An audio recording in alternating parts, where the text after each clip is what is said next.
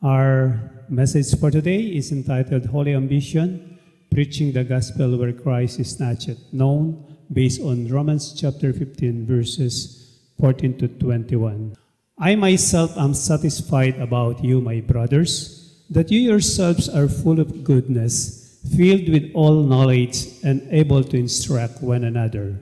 But on some points I have written to you very boldly by way of reminder, because of the grace given me by God to be a minister of Christ Jesus to the Gentiles in the priestly service of the gospel of God, so that the offering of the Gentiles may be acceptable, sanctified by the Holy Spirit in Christ Jesus. Then I have reason to be proud of my work for God.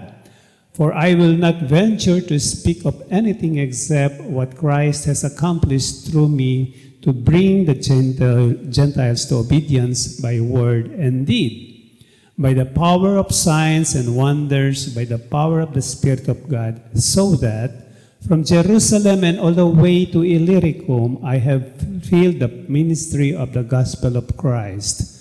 And thus I make it my ambition to preach the gospel, not where Christ has already been named, lest I build on someone else's foundation. But as it is written, those who have never been told of him will see, and those who have never heard will understand. May the good Lord bless the reading of his word. You may seat yourselves now.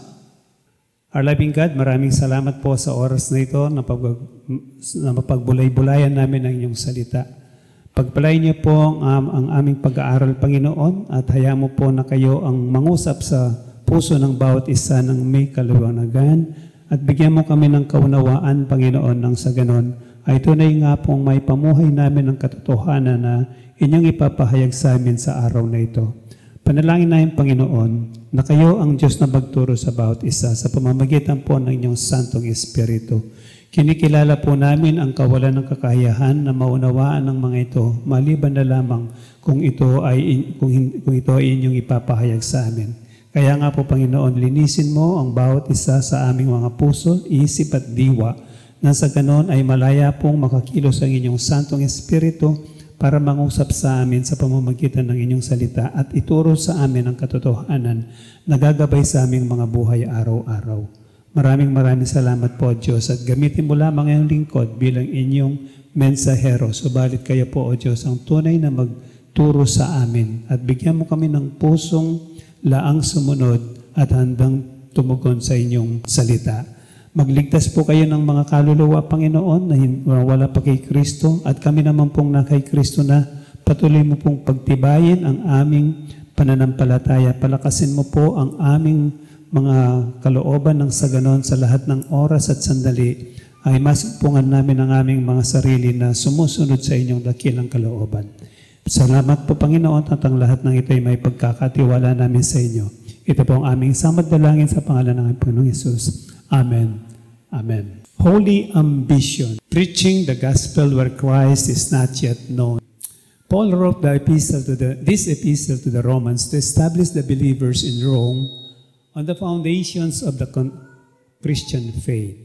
Many scholars agree that the epistle to the Romans is the most systematic writing of Apostle Paul. At dito po makita natin in this epistle, Paul wrote in detail the gospel of Jesus Christ to the Christians in Rome.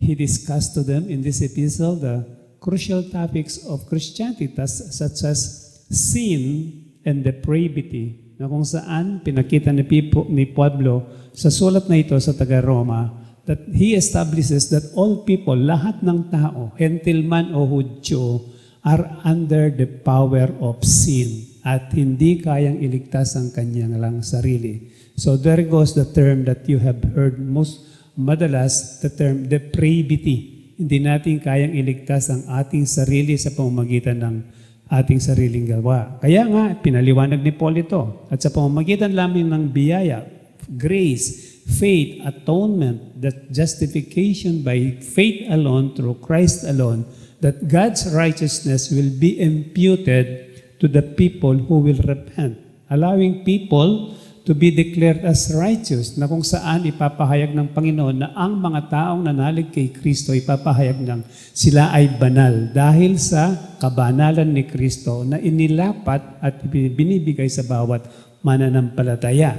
So, it is something that is also required of the Christians to work on their salvation by sanctification, na kung saan all believers are called to live a new, transformed life, transformed by the power of the Holy Spirit day by day. Ibig sabihin, binabanal tayo ng Santong Espiritu araw-araw. Ibig sabihin nito, ang kabanalan natin ngayon ay patuloy na nagiging banal sa pagsunod sa araw-araw dahil ito ay, kung tayo ay nagpapailalim, nagpapasakop sa kapangyarihan ng Santong Espiritu at sa pamamagitan ng pagsunod sa Kanyang salita. That is our daily expression of faith. We are being sanctified day by day. Kaya nga, binabanal tayo ng Panginoon sa pamamagitan ng Kanyang salita at sa pamamagitan ng Santong Espiritong nananahanan sa atin araw-araw. And then, of course, Paul talks about the sovereignty of God. The sovereignty of God na kung saan he addresses that God's plan and sovereign will in saving both Jews and Gentiles through His grace. Kaya nga po, sa mga Hudyo at sa mga Hentil na tulad natin ay naging available ang salvation ng Panginoon and the relationship of Israel and the church. So, these are just few of the many doctrinal truths. Ilan lamang ito sa mga doktrinang itinuturo ni Pablo dito sa kanyang sulat na ito sa mga taga-Roma. At sabi nga ni R.C. Sproul, this is perhaps the reason that while the book of Romans is considered the magnum opus of the Apostle Paul. Anong ibig sabihin ng magnum opus? Obra maestra.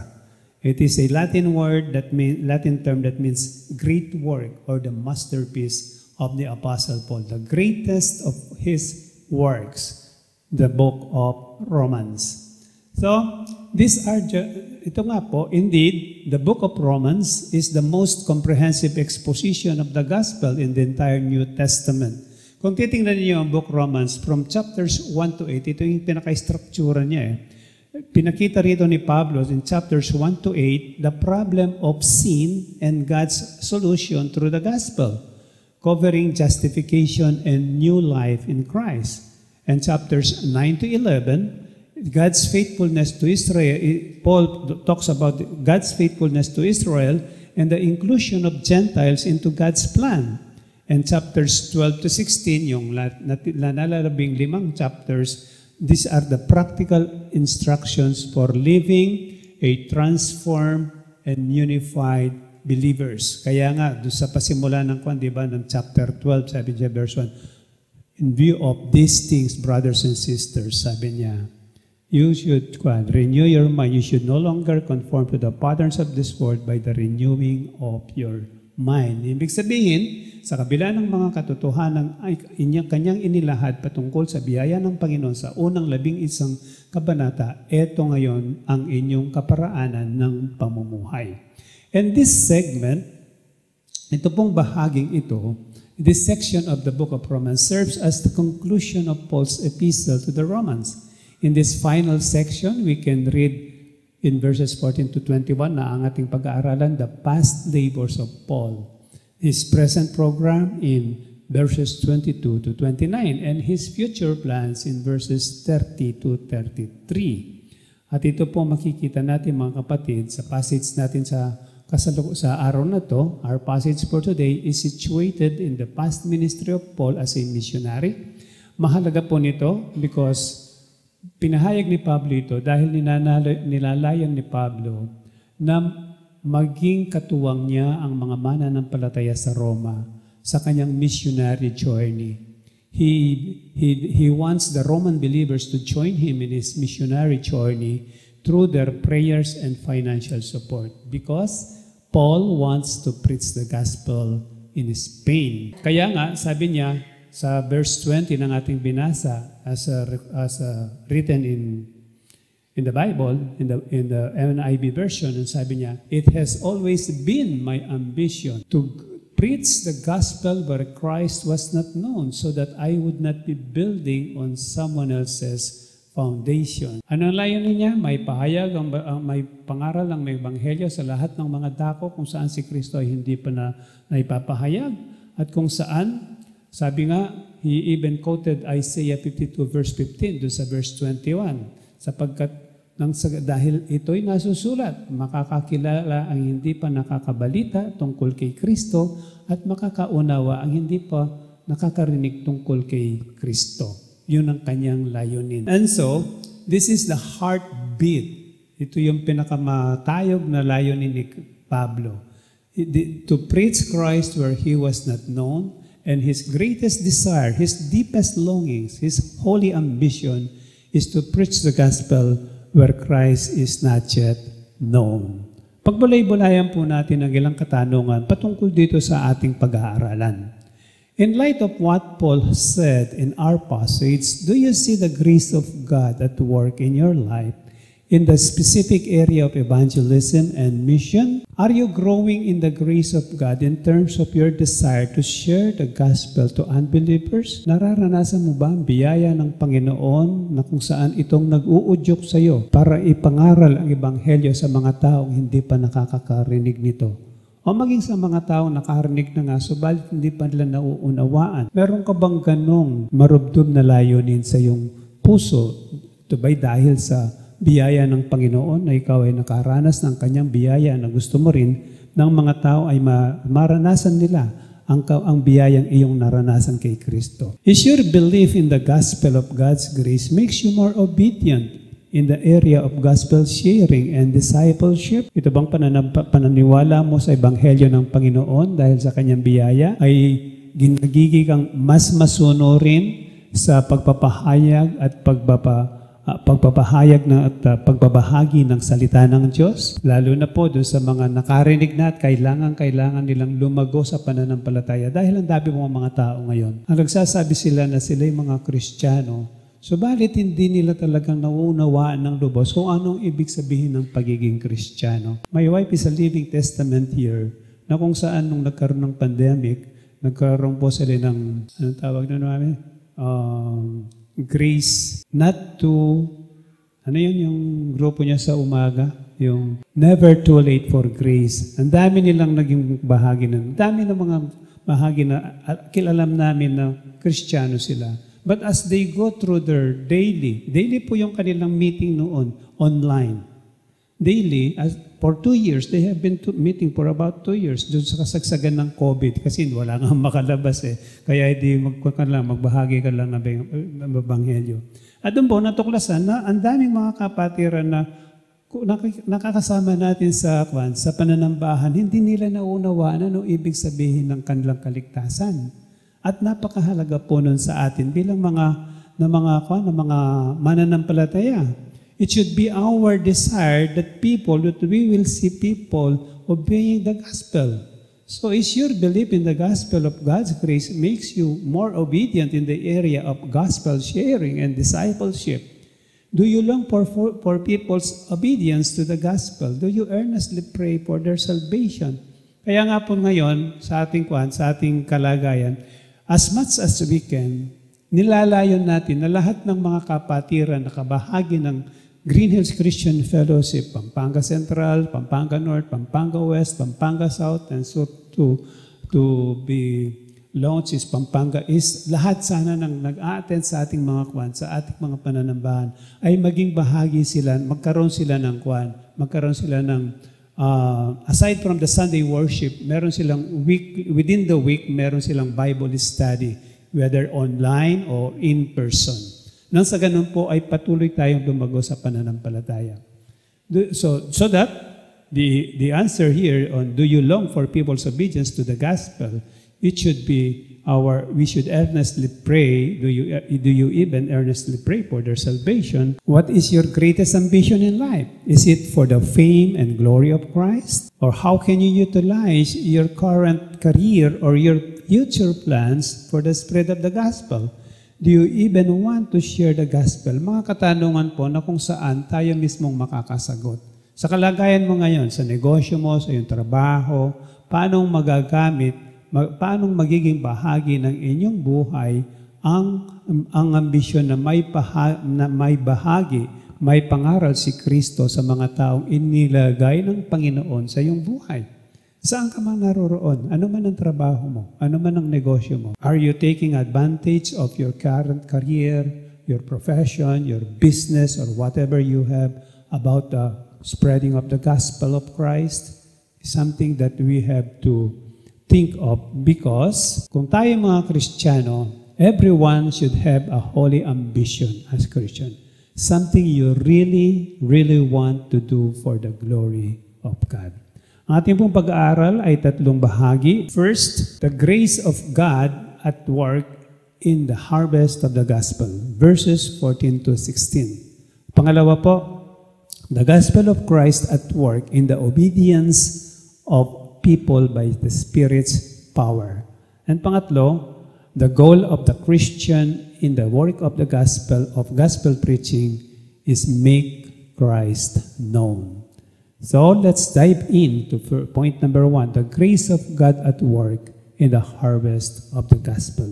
Verses 14 to 16. Sabi po ni Pablo, I myself am satisfied about you, brothers, that you yourselves are full of goodness, filled with all knowledge, and able to instruct one another. Makita po natin dito, Paul is affirming the spiritual maturity of his fellow believers. Sabi niya, I myself am satisfied about you, my brothers, that you yourselves are full of goodness and filled with all knowledge. Dalawang bagay po na gusto kong pansinin natin dito, na kung saan napakahalaga na ito yung babalanse sa buhay nating mga Kristiyano. A believer should be morally upright. He must be full of goodness sa kanyang buhay. And he must be doctrinal, he must be filled with knowledge. Yung doktrina niya ay talang naayon sa salita ng Diyos. And this balance is essential, mapakahalaga po ng ating buhay, ng ating pananampalataya ay nasa salamin sa ating mga buhay. At ang ating mga pamumuhay ay nagagabayan ng doktrinang itinuturo ng Diyos. This balance is essential in effective ministry and healthy Christian life. Sabi po ng aming professor sa seminaryo noon, some of you might know him, Dr. Nari F. Santos. Sino nakakilala kay Dr. Nari? Kilala mo, no, Elder Romy? Si Pastor Nari. Ang sabi niya noon, when we were taking our subject in the New Testament, sabi niya, behavioral problems are coming from doctrinal problems. If you have problems with your fruits, examine your roots. Ay sabi niya, sound doctrine equals sound discipline. Correct principles equals correct practice. And right beliefs equals right behavior. At yun po yung tandang-tanda ko na tama nga naman pagka mayroong isang tao sa isang ating eklesiya, kung may problema, kung namumroblema tayo sa isang tao, you check the doctrines where he is coming from. Napakahalaga po nito. Behavioral problems are coming from doctrinal problems. Kaya nga po, napakahalaga sa GCF na ang doktrinang itinuturo ng Panginoon sa kanyang salita ay ating pinanghahawakan. Kaya nga po yun ang dahilan, meron tayong Life and Light. Life and Light Adult Bible Study every Sunday evening, 7:30 p.m. to 9 p.m. Yung mga pinag-aaralan po dito ay yung mga doktrinang pinanghahawakan ng Green Hills Christian Fellowship.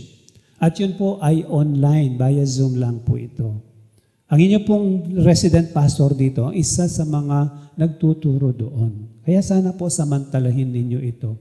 Na kung saan hindi parating na hindi yung mga itinuturo sa pulpito ay hindi po ganun kasinsin, lalong-lalo na sa mga doktrina. That's why we encourage everyone to study deeper the truths that we are preaching and we are upholding in our church. Yun po yung Light and Life Adult Bible Study every Sunday evening. Makita po natin dito, in verse 14 again, pinarahayag din ni Pablo rito, yung kanyang paghanga sa mga mananampalataya sa Roma. Sabi niya, you are able to instruct one another. You can only instruct other people if your life and your doctrine are, kung ang buhay mo ay nasasalamin ang iyong pananampalataya. At kung ang iyong pananampalataya ay tunay nga pong nakabaon, nakapundasyon sa salita ng Diyos. You are able to instruct one another. Ang pinapahayag lang ni Pablo dito, you are spiritually mature enough.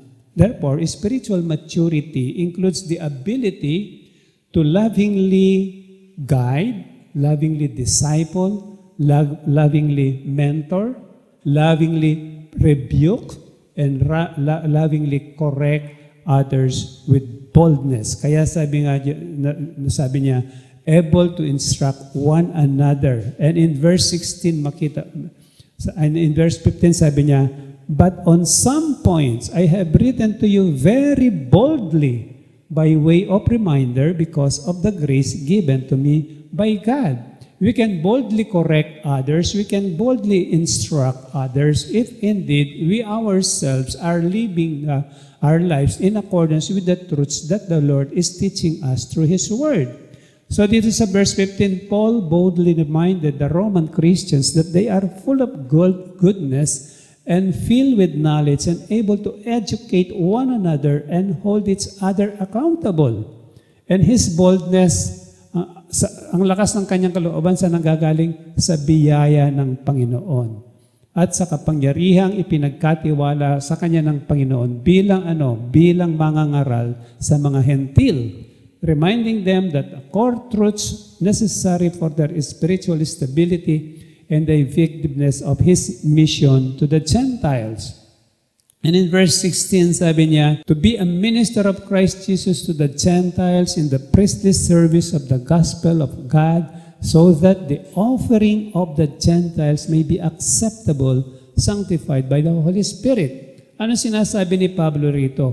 Sinasabi lang niya rito, sinasalamin niya ang kanyang sarili na parang isang pare, na kung saan yung mga hentil na nagkakaroon ng naniniwala sa Ebanghelyo sa pamamagitan ng kanyang ministry ay alay niya ito sa Panginoon. They are His offering to God. And these Gentiles were acceptable to God because the Holy Spirit sanctified them. The Holy Spirit set them apart as His possession. Binabanggit po dito, ligtas ang mga taong ito dahil sa pananampalataya nila sa Panginoong Hesus at ito yung kanyang iniaalay. They are His offering to the Lord who commissioned Him to be a minister to the Gentiles. Kaya nga po, nakita natin that Paul recognized the success, ang tagumpay ng kanyang gawain ay dahil ito ay bunga ng biyaya ng Panginoon. Paul recognized that the success of his past work is the product of the grace of God. Ganon din po sa atin mga kapatid. Anything that you do, yung inyong pagtugtog, pagkanta, yung inyong pag-asikaso sa sound booth, they are all grace of God. Dahil lang sa biyaya ng Diyos, kaya tayo nakakapaglingkod sa Kanya. Maski anuman ang inyong trabaho na pinagkatiwala ng Diyos sa iyo, dito sa Kanyang simbahan, yan ay biyaya lamang ng Diyos. Dahil lang sa Kanyang biyaya, wala pong dapat may pagmalaki. Ganun po yung parati naming ipinapaunawa namin sa aming mga sarili bilang mga pastor. By myself, I cannot stand here to preach the Word of God. It's only by the grace of God that He enabled all of us, gaano man kaliit yan, wala pong maliit o malaking gawain sa gawain ng Panginoon. Lahat ay mahalaga.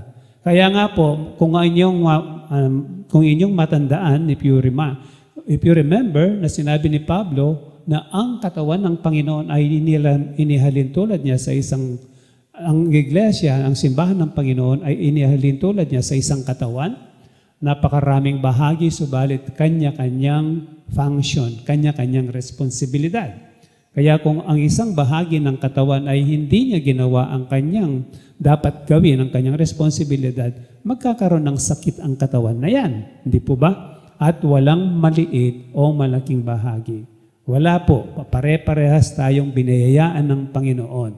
So sabi niya, by the grace of God, He was entrusted with the preaching of the gospel to the Gentiles.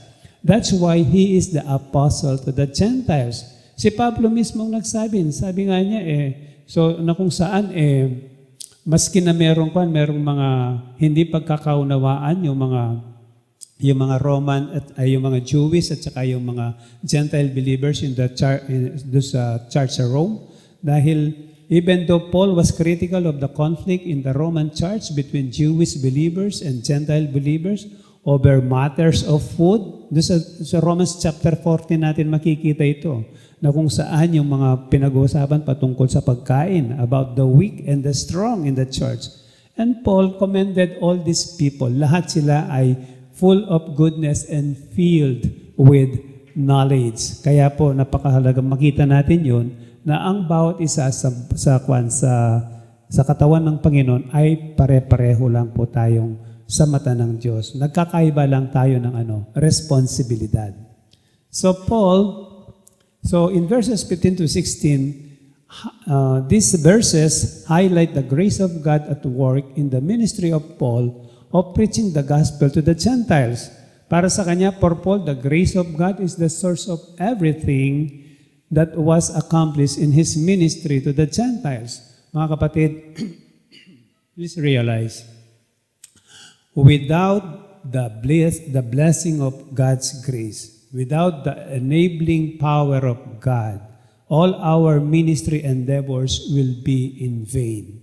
Apart from the grace of God, there will be no success in the ministry, especially when it comes to preaching the gospel to unbelievers. Dare not take the glory na kung saan nagpahayag ka ng salita ng Diyos sa isang tao, tapos nakita mo, nag-responde siya sa mensahe.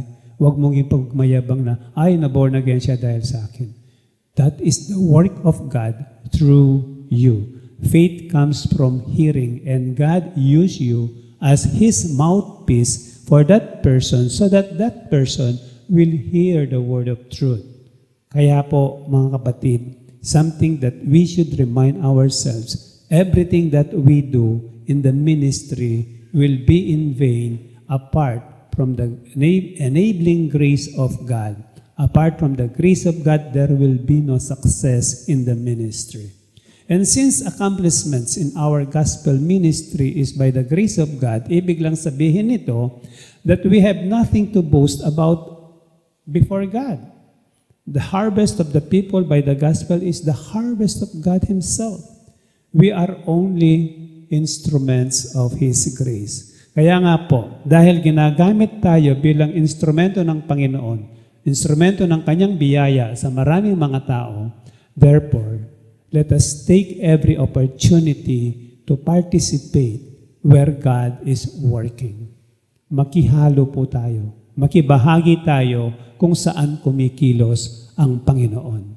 Alam nyo, with or without us, God will accomplish His purposes. He can accomplish His purposes through other people, with or without you. Kaya lang, nawala ka dun sa kwan. Nawala ka dun sa kanyang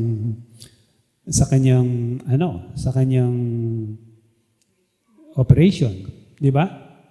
Kaya po, napakaganda. We should always take the opportunity to participate where God is working. That's why Paul said that the harvest among the Gentiles became acceptable before God because it is the product of God's grace in the life of Paul sanctified by the Holy Spirit. Ang Santong Espiritu po ang silang nagbuliligtas, ang siyang nagliligtas sa mga tao. Tayo ay mensahero lamang. Bakit hindi automatic? Because faith comes from hearing. Bakit tayong pinagkatiwalaan ng Panginoon? Dahil tayo po ang nakaranas ng kaligtasan. Tayong nakaranas nito. Yung mga anghel, hindi nila naranasan yan. That's why we are called to be witnesses, mga saksi, mga patutuo ng Panginoon ng kanyang biyaya sa mga taong hindi pa nakakakilala sa Kanya. So everything that Paul has accomplished, that accomplished in his ministry to the Gentiles, it is because of God's grace. Brothers and sisters, the Lord will harvest His people. As I mentioned a while ago, ililigtas ng Panginoon ang mga taong hinirang niya. With or without us, the Lord will harvest them. Kaya mas mabuti kung makisama na tayo, sumama na tayo dun sa Kanyang, di ba pinapanalangin natin, Lord, Sir, the harvest is plentiful, but the workers are few. Therefore, pray to the Lord of the harvest that He will send more laborers. And whenever we pray that, remember, tayo po ang pinapadala ng Diyos dun sa mga harvest field. The sovereign grace of God that saved us is the same grace that will empower us to go out and preach the gospel to unbelievers. Sabi nga ni Pablo sa 1 Corinthians 15:10, but by the grace of God I am what I am, and His grace to me was not without effect. No, I work harder than all of them, yet not I, but the grace of God that was with me. So Paul here is reflecting on his past, how he once persecuted the church, di ba? Alam naman natin, si Pablo ang nagpapatay kay Stephen, the first martyr of the faith. And he acknowledged that everything he is now as an apostle and servant of Christ is entirely due to God's grace. He's not boasting, hindi niya pinagmamalaki ang kanyang sariling kakayahan. But he boasted on the transformative power of grace that both saved him and empowered him to save. Kapatid, remember, God will save His people. Sabi ni Paul in Romans 8:30, and those He predestined, He also called. Those He called, He also justified. Those He justified, He also glorified. Mag-start ka dun sa predestined, yung doctrine of election. Ito po yung pinag-aralan last Sunday, yung sa doctrine of election.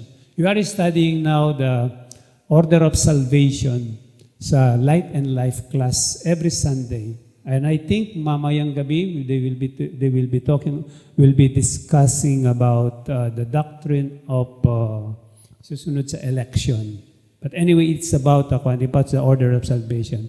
At mahalaga rin po, God will save His people with or without us, because Jesus said that He will lose none to those the Father has given Him. Ang sabi niya sa John chapter 6:37, sabi niya, and that the Father gives me will come to me, and whoever comes to me I will never cast out. For I have come down from heaven, not to do my own will, but the will of Him who sent me. And this is His will of Him who sent me, that I should lose nothing of all that He has given me, but raise it up on the last day. Kaya po kaya this should give us the encouragement. Somebody out there is called by the Lord. He is elected. He is predestined by the Lord to be saved. Ang ating layunin, kaya nga po, dapat ito ay maging inspirasyon sa atin. It should motivate us to keep on preaching the gospel, because somebody out there is only waiting to hear the gospel. At nang sa ganon siya ay tumugon ng pananampalataya sa panawagan ng Panginoon. And this leads us to our second point. The gospel of Christ at work in the obedience of the people by the Spirit's power. Verses 17 to 19. Sabi po niya sa verses 17 and 19, in Christ Jesus, then, I have reason to be proud of my work for God, for I will not venture to speak of anything except what Christ has accomplished through me to bring the Gentiles to obedience by word and deed. Nung isulat po ni Pablo itong, I have reason to be proud of my work for God, ang pinagmamalaki niya rito ay ang kapangyarihan ng Panginoon na kanyang naisakatuparan, na ginawa ng Panginoon sa pamamagitan ng buhay niya, sa pamamagitan ng pagsunod ni Pablo. Ganon din naman po tayo. So this reflects humility. Ito ay pagpapakita na maliban na lamang sa kapangyarihan at biyaya ng Panginoon, wala tayong magagawa. Pagpapahayag ng buong pagpapakumbaba na Panginoon lamang po ang pwedeng kumilos sa atin. At makita natin na tayo ay daluyan lamang ng pagpapala ng Panginoon. At ang pagpapalang ito ay maaaring dadaan sa pamamagitan ng ating pagsasalita, sa pamamagitan ng ating paggabay sa ating mga kapatiran, sa pamamagitan ng pagtulong sa kanila, sa pamamagitan ng pagtatama sa kanilang mga kamalian, at mga bagay na kung saan ito ay magbibigay po ng kapurihan sa Panginoon. Ito, His Christ-centered ministry with integrity is backed by a life-consistent action. Sabi niya sa verse 18, "For I will not venture to speak of anything except what Christ has accomplished through me to bring the Gentiles to obedience by word and deed." At ito nga po, sabi niya, sa pamamagitan ng aking salita at ng aking gawa. Ibig sabihin, magkatugma yung kanyang pamumuhay sa kanyang ipinapangaral. Mahalaga po yun. Kung tayo'y nangangaral ng salita ng Diyos, at dapat siguruhin natin na meron tayong moral ascendancy to preach the Word of God sa pamamagitan ng pamumuhay natin, sa pamamagitan ng buhay natin. This challenges everyone of us to live out the gospel, not just proclaim it. Meron po akong nung nasa DNR pa ako. Dito lang sa San Fernando. Nagba-Bible study kami. Ay, hindi pala, nasa seminaryo na ako. But every Wednesday, meron akong Bible study doon sa office doon sa DNR. Meron ako ilang kaibigan doon. Pagkatapos, isang araw may lumapit sa akin. Pastor, sabi sa akin, yung bang Biblia mo, tsaka yung Biblia ng kasama namin dito, magkapareho lang ba? Oo naman, kako. Bakit parang yung itinuturo ng Biblia, parang hindi ko nakikita sa buhay niya, sabing ganun. Ha? Anong nangyari yun? Kasi yung ginagawa namin, ganun din ginagawa niya. You know those terms na mga bagay na ginagawa nila, pagkikitungo sa mga kliyente, pagharap sa mga tao, kung paano silang, kung paano silang dumidiskarte yung sinasabi niyang, ang laki pa nga ng Biblia na, pastor, mas malaki pa sa Biblia mo, sabing ganun. Hindi, parehas lang yung kako. Kaya, sabi ko, huwag kayong, tingnan niyo yung sarili ninyong pananagutan sa Panginoon. Na kung saan, pag sinasabi mo, ikaw ay naniniwala sa Diyos, dapat yun ay masalamin sa iyong buhay. At yun po yung nakakatakot. Kasi yan, sabi sa akin nung engineer, pastor, yung ginagawa namin, yung kliyente namin, kung kausapin namin sa labas, ganun din siya, sabing ganun. Kaya ang tanong niya sa akin ng pabiro, parehas ba yung Biblia mo, tsaka yung Biblia niya? Sabi ko, oo, tama. Kaya nga, napakahalaga. Katulad ng sinabi ni Pablo, we can bring the Gentiles to obedience through your word and through your deed, through your preaching and through your walk with the Lord. So many Gentiles obeyed the gospel of Christ because of the ministry of Paul. And Christ accomplished much in the ministry of Paul. Ganon din po sa atin. Anything that we do through the church and for the church and in the community, for the glory of God, anything that we do, Christ is the one who is working in us. Kaya sabi niya, abide in me and I will abide in you. Apart from me, you cannot do anything. If you abide in me, you will bear much fruit, sabi niya. Kaya napakahalaga yung ating pagpisan kay Kristo ay panatilihin po nating matatag, matibay at patuloy na lumalago. Paul was mightily used by God in accomplishing his purpose of saving his people, saving the people whom he called from the Gentiles. Despite the weakness and the hardships that Paul went through, Christ accomplished his mission. Paul has a reason to be proud of his ministry accomplishments, but the crown of his ambatayan ng kanyang pagyayabang ay hindi sa kanyang sarili, kundi kung paanong kumilos ang Panginoong Hesus sa kanya. And Apostle Paul credited the success of his missionary work to the Spirit's power. It is the work of God through him. Ganun po tayong lahat. Kaya nga po sabi ni R.C. Sproul, God-honoring pride boasts in the Lord and acknowledges that all of our accomplishments are possible only through His gifts to us and His sustaining power. That's why you have to discover the spiritual gifts that God has given you, so that you will be able to use these gifts in serving the Lord through the ministry where that gift is appropriate. Kaya nga po, nasa ganun, it's only through the sustaining power and through the gifts that God has given us. Everybody, every Christian has a spiritual gift. Pagpapatuloy po ni R.C. Sproul, when we serve the Lord successfully and fulfill His purposes for us, the credit is not finally due to ourselves but to God's work in us.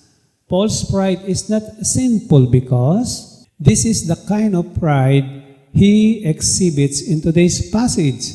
It is a God-centered pride that recognizes the source of his success and thereby gives back to God what He has given to us. Yung binigay ng Panginoon sa atin ay nagkakabunga at siya ay po yung napapapurihan.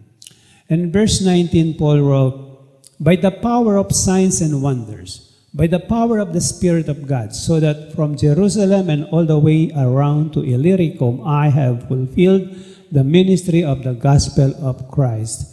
Yung pong by the power of signs and wonders, ito yung miraculous acts that God did through the ministry of Paul. Halimbawa, healings, deliverance, and other supernatural events.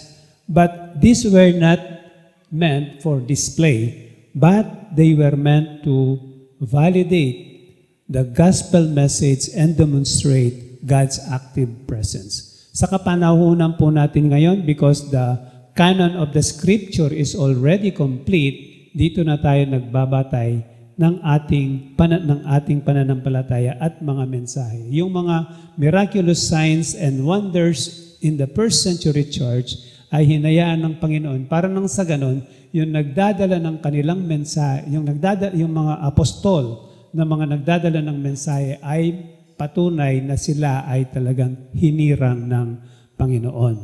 And by the power of the Spirit of God, that praise means the true source of Paul's effectiveness was not his charisma or his strategy. It was the power of the Spirit of God. At ito pa, pinapakita rito na sa ating paglilingkod, mga kapatid, we should always rely on the power of the Holy Spirit. We should always rely on the presence of the Holy Spirit. Kaya nga, ang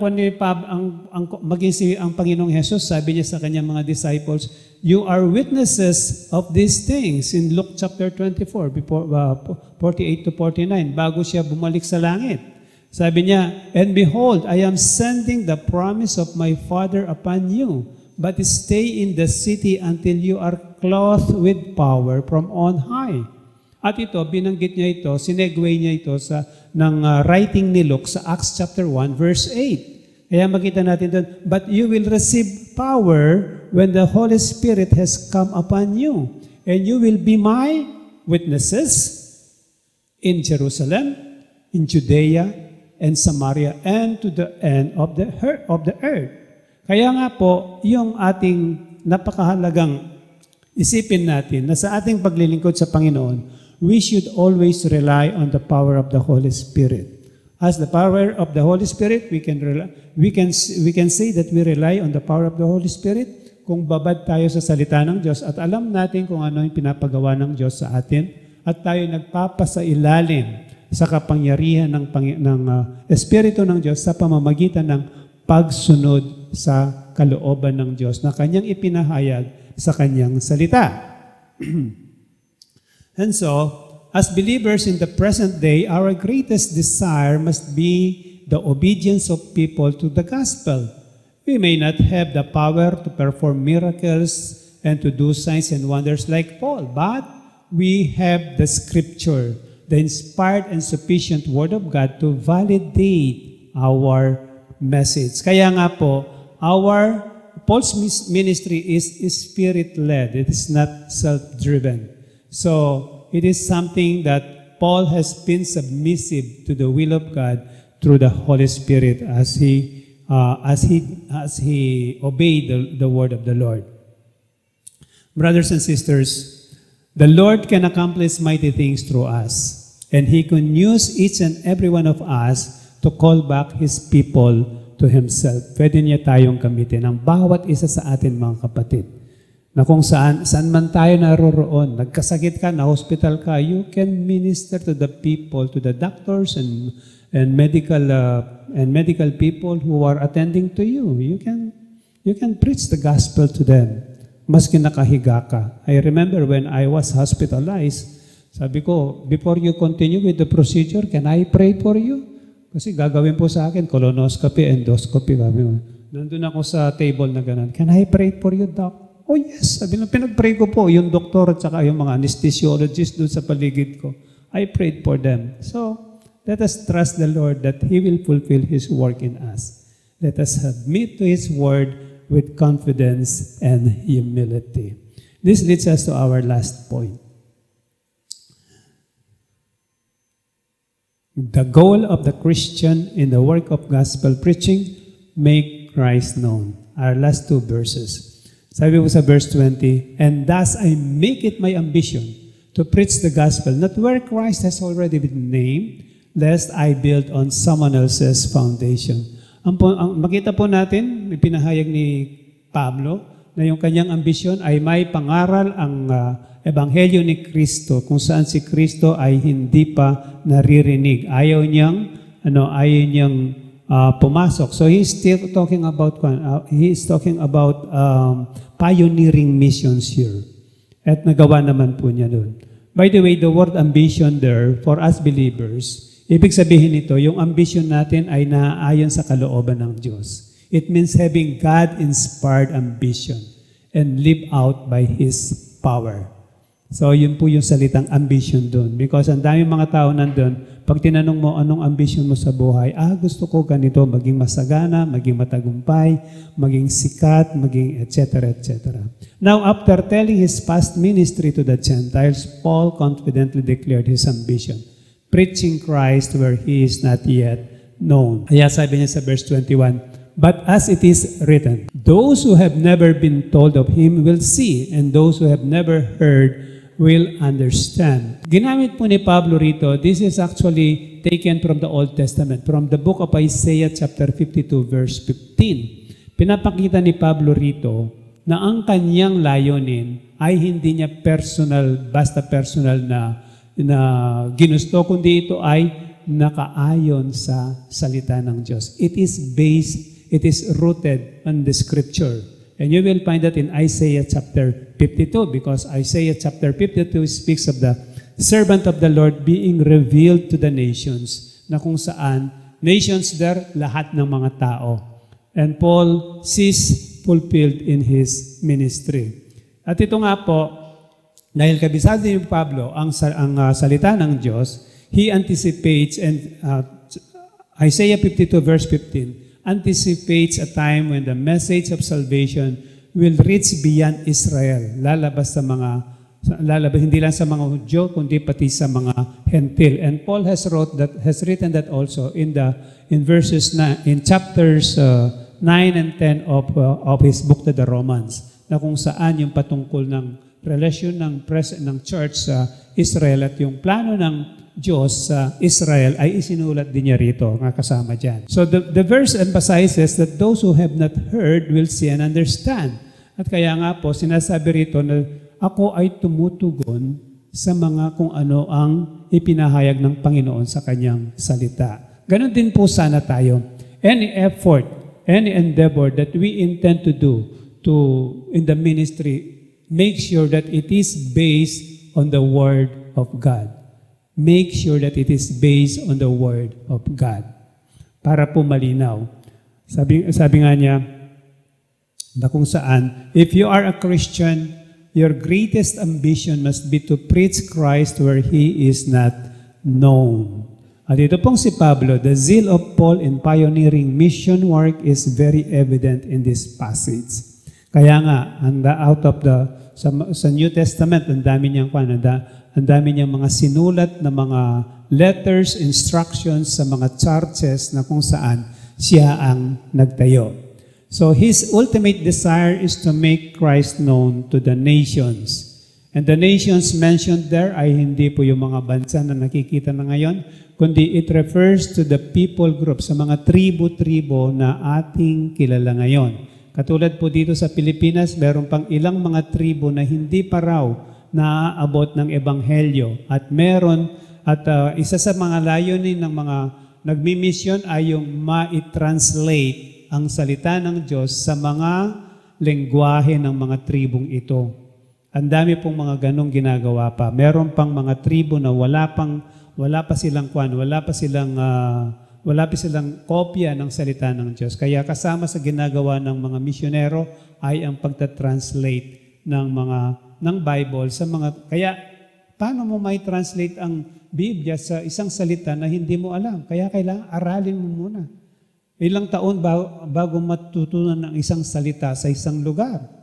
It will take a lot of years.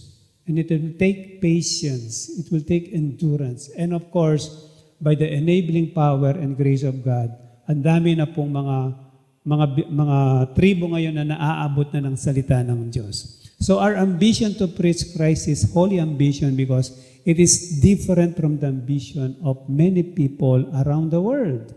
At mayroon pa mga ngayon, ang dami-dami ng mga nag-ambisyon nila, financial stability, tagumpay sa kanilang mga trabaho, personal fulfillment, health and longevity. Kaya ang daming nababaliw kung paano silang manatiling bata para hindi sila mamamatay. Mamamatay pa rin naman sila. At marami yung naghahangad ng social and political impact, maging sikat na politiko. Mga bagay na gano'n. Subalit, napakahalaga po. Dapat ang pinakamatayog nating ambisyon ay ang may pangaral si Kristo sa lahat ng mga taong ilalagay sa ating buhay ng Panginoon. The Christian ambition to proclaim the gospel is a sanctified desire, a set-apart desire because its ultimate goal is the fame or renown of Jesus Christ to the nations. Dahil ang ultimate goal po ng pagpapahayag ng salita ng Diyos ay makilala si Kristo sa lahat ng dako, sa lahat ng mga tao. Kaya nga po sabi the Thayer's Greek lexicon, here ambition fuels pioneer evangelism. Paul's longing for Christ's fame among the unreached shapes travel plans, resource allocation, and personal sacrifice. By the way, Green Hills Christian Fellowship is supporting, I think, about six missionaries dito sa ating ministry. Kaya po, every month meron tayong missions offering, right? That's right. Doon po dinadala yun sa pasuporta natin sa mga misyonero. If you want to bring something to pass, you adjust accordingly. A proper missional mindset is to see the name of Christ magnified and honored among the nations. It is to show the mercy of Christ to the poor, the sick, and the vulnerable. And if I may add, to the corrupt, abusive officials, and their unscrupulous cohorts. Dapat maabot din sila ng Ebanghelyo. So whenever you see news na nakakagimbal, hindi ka pa nakakita ng ganong pera sa buhay mo, isang billiard table, may extension pa, puno ng pera. You see, pray for those people na maabot sila ng Ebanghelyo, na makakilala sila sa Panginoon. Huwag mo tayo magngit-ngit katulad nung sabi ni Pastor Joey during our meeting last night and even during our prayer night last Friday. Sabi niya, how do you react when you see bad things happening in your midst? Sabi niya. Nagre-react ba kayo na sana lamun sila ng lupa? Sana ganun kadali na. Ba't sabi niya, let's have the heart of like Nehemiah. When he heard a devastating news about Jerusalem, he prayed. He fasted. Pinanalangin niya yung kanyang bayan. Ganon din po sa atin. Ipanalangin natin yung ating mga pinuno na inilagay ng Panginoon kung saan-saan man sila naroroon. Kaya sabi mo nga, It is to show mercy of Christ, to the mercy of Christ to the poor, the sick, the vulnerable, to the corrupt, abusive officials, and their unscrupulous cohorts o kasabwat sa kanilang paggawa ng kasamaan.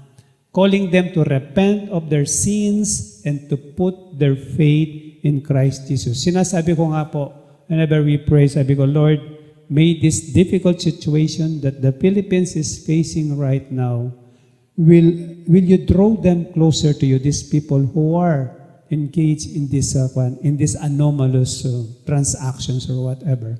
Sabi ko, draw them closer to you, even one step closer to you, na makita nila na kayo lamang ang pag-asa.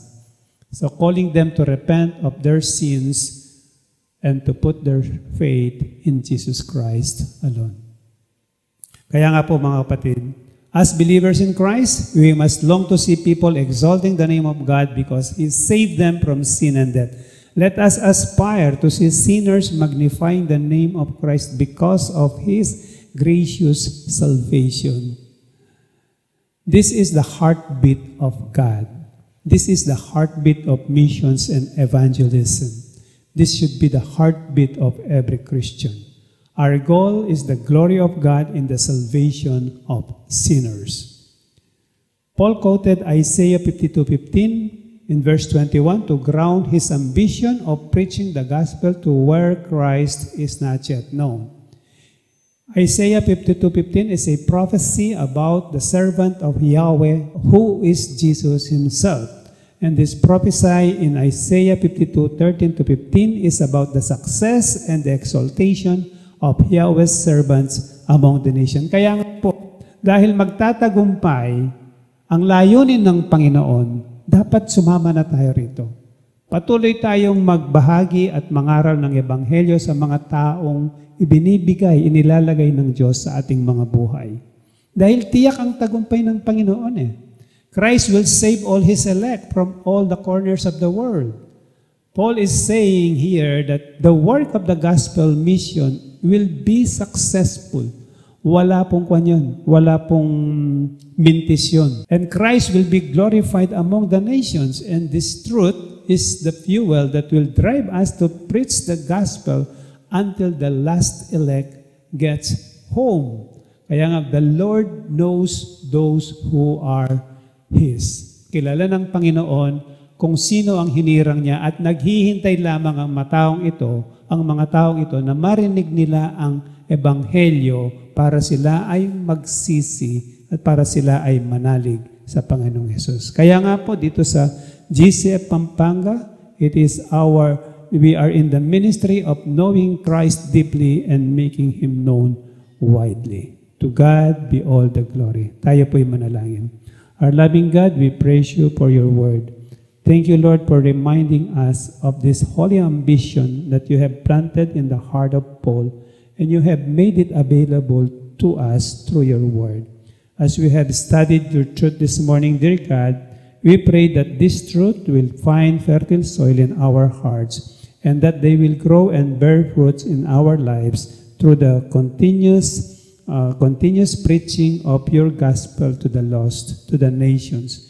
Lord, continue to save lives through the ministry of GCF Pampanga West at gamitin mo po ang bawat isang kapatiran sa GCF Pampanga West na maging aktibo po sa pangangaral at pagpapahayag ng Inyong salita. Maraming salamat, Ama. Ito po ang aming samad-dalangin. In Jesus' name we pray. Amen. Amen.